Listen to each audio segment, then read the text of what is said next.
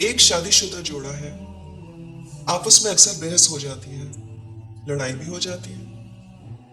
एक और शादीशुदा जोड़ा है, वो कभी नहीं लड़ते, ना कोई बहस वगैरह होती है, दोनों बहुत मोहब्बत से रहते हैं, हंसी खुशी। आपके ख्याल से कौन सा कपल आपस के ताल्लुकात में बेहतर है? हमें लगता है कि वो जोड़ा जो आपस में बिल्कुल नहीं लड़ते, they are the healthier couple, right? Wrong. अगर आप किसी भी कपल काउंसलर से इसके बारे में बात करें तो वो कहते हैं some sort of disagreement is actually healthy. Why?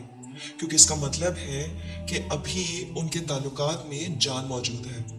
There is life in the relationship. ताल्लुकात में बिगाड़ तब आते हैं जब वो एक दूसरे का ख्याल करना छोड़ दें।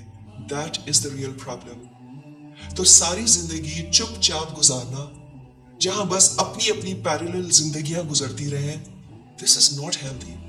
तो पहली चीज, शौहर बीवी का एक पेज पर होना जरूरी है। Even if it is to know that the two of you disagree on some issue in life, at least we should know it will help you to choose your battles. So if you are living in close quarters, everyone has to be on the same page. और इसके लिए boundaries बनानी बहुत जरूरी है, कुछ rule set करने बहुत जरूरी है, ताकि दोनों एक दूसरे के खिलाफ काम करने के बजाय जितना मुमकिन हो सके मिलकर एक टीम की तरह काम करें। और हर टीम में छोटी मोटी लड़ाइयां तो होती है, इट्स फाइन।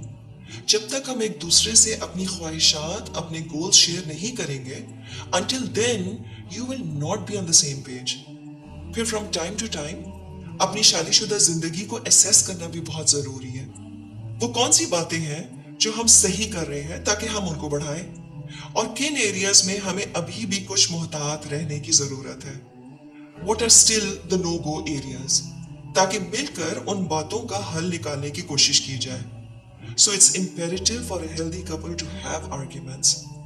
तो असल चीज कुछ ग्राउंड रूल्स बनाने हैं। जब हम आपस में डिसएग्री करें तो उसको हैंडल कैसे करेंगे, और इसका एक फंडामेंटल रूल ये होना चाहिए कि एक वक्त में सिर्फ एक शख्स नाराज हो सकता है।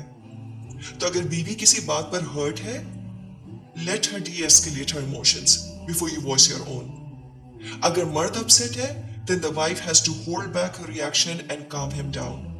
और फिर बाद में दोनों बैठकर उसको डिस्कस जरूर कर लें। So validating each other's anger is very important. तो हमें अपने आप को इमोशनली डिसएंगेज करना सीखना पड़ेगा जब दूसरा अपसेट हो। लेकिन इसके साथ साथ वो शख्स जो गुस्से में है, उसकी भी यहाँ जिम्मेदारी है कि सुन्नत के मुताबिक ताउज़ पढ़े, आऊज़ु बिल्लाहि मिनश शैतानिर रजीम, क्योंकि गुस्सा शैतान की तरफ से ही होता है। फिर फिजिकली अगर आप खड़े हैं तो बैठ जाएं, बैठे हैं तो लेट जाएं, this is also part of सुन्ना। Then you can also try disassociating with the situation by stepping away from that place. फिर वुजू कर लेना, ये ना सिर्फ इंसान को कूल डाउन करता है बल्कि सुन्नत भी है। और फिर इस वक्त इंसान अल्लाह का जिक्र कर ले, बैठे हुए या लेटे हुए।